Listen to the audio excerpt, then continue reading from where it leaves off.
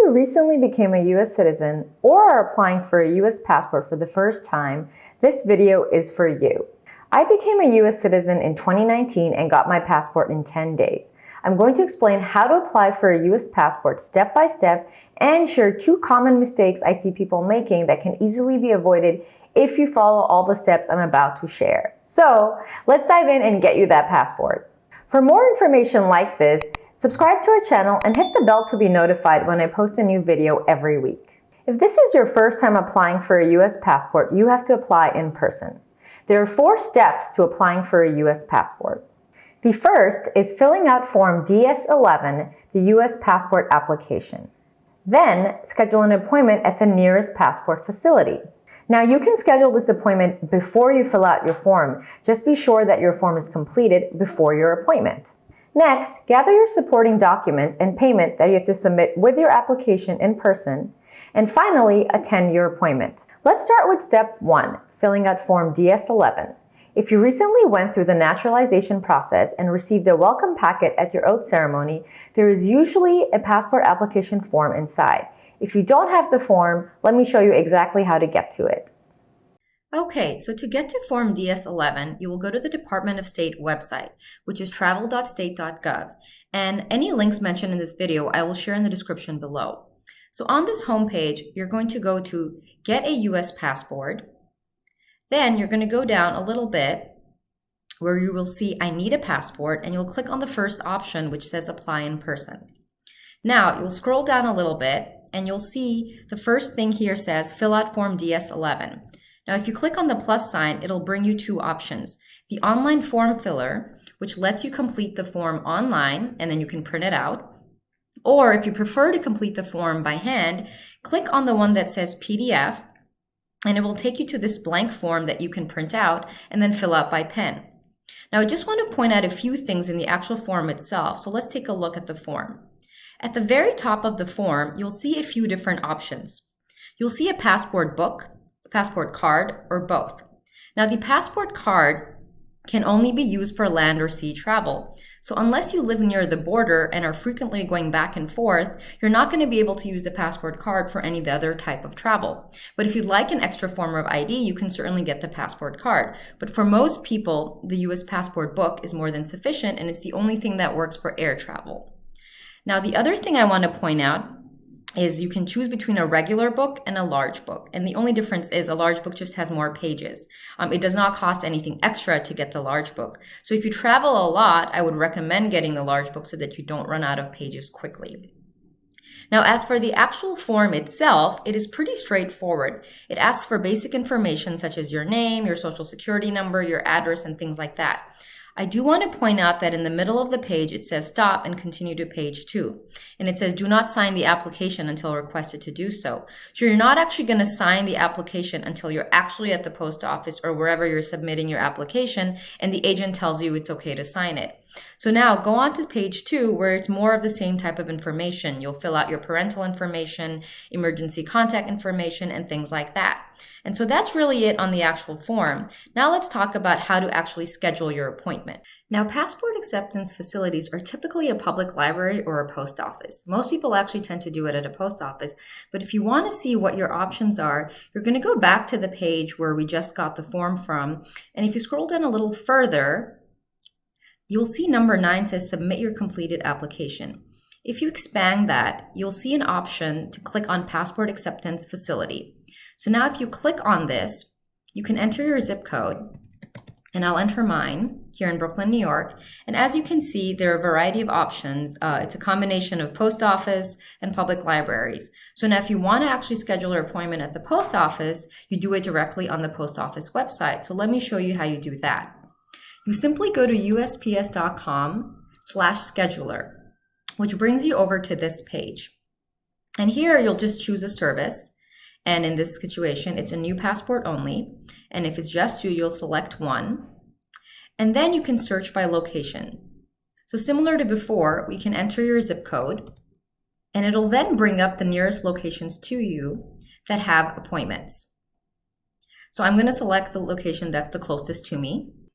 And then if I click on the calendar icon here, it will bring up a list of available appointments. So as you can see, I can schedule an appointment as soon as tomorrow. So let's say I click on tomorrow and select the date.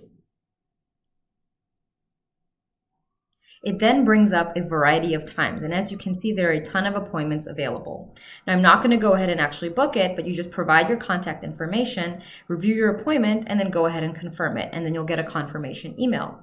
And if for some reason you need to change your appointment, you can easily do that online as well. Okay, so now you've completed your application and scheduled your appointment. So here's what you need to take with you to your appointment. The first is proof of U.S. citizenship.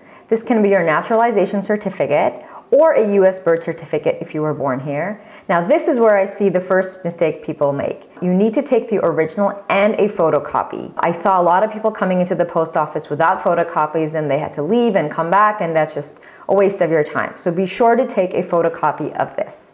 Next, you need proof of identity.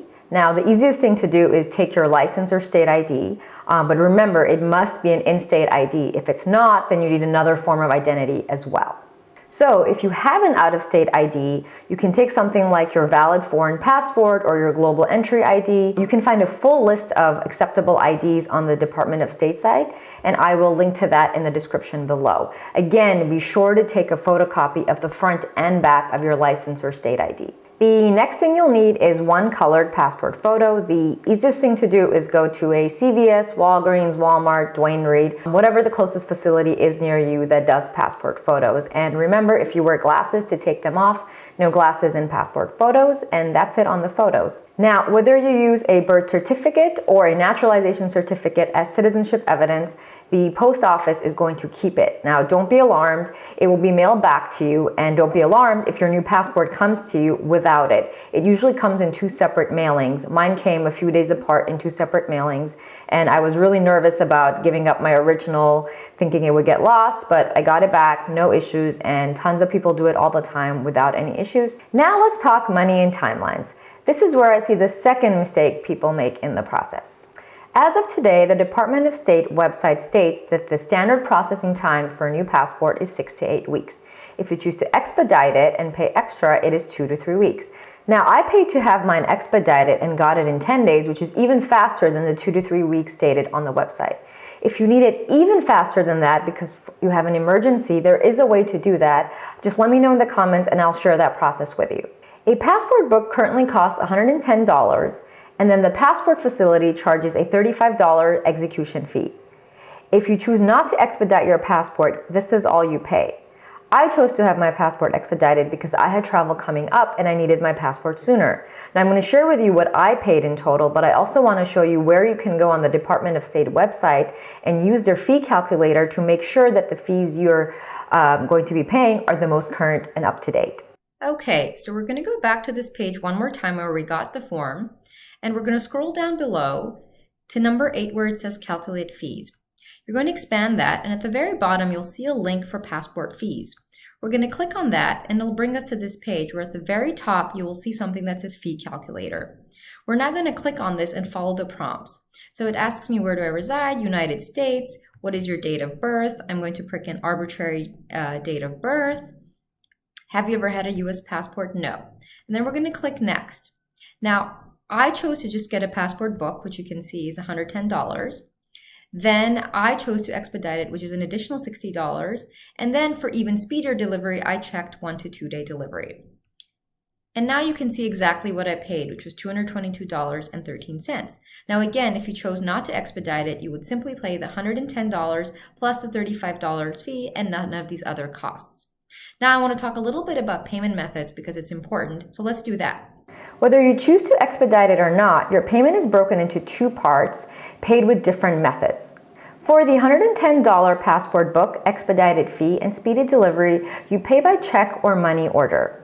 For the $35 execution fee, you pay directly to the post office, and I was able to pay it with credit card, but this does vary by location. So to be safe, I would recommend that you take $35 in cash as well as your debit and credit cards.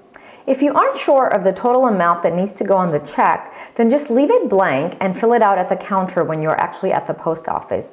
I saw people leaving because they had filled out their checks with the wrong amounts and they didn't bring their checkbooks and didn't have any more blank checks. So I would just recommend taking your checkbook with you or not filling out the amount at all. So you just want to avoid having to come back a second time. If you have any other questions about the passport process, leave me a comment and I'll be sure to respond. And if you found this video helpful, hit the like button below, subscribe to our channel, and share it with your fellow citizens. Happy traveling!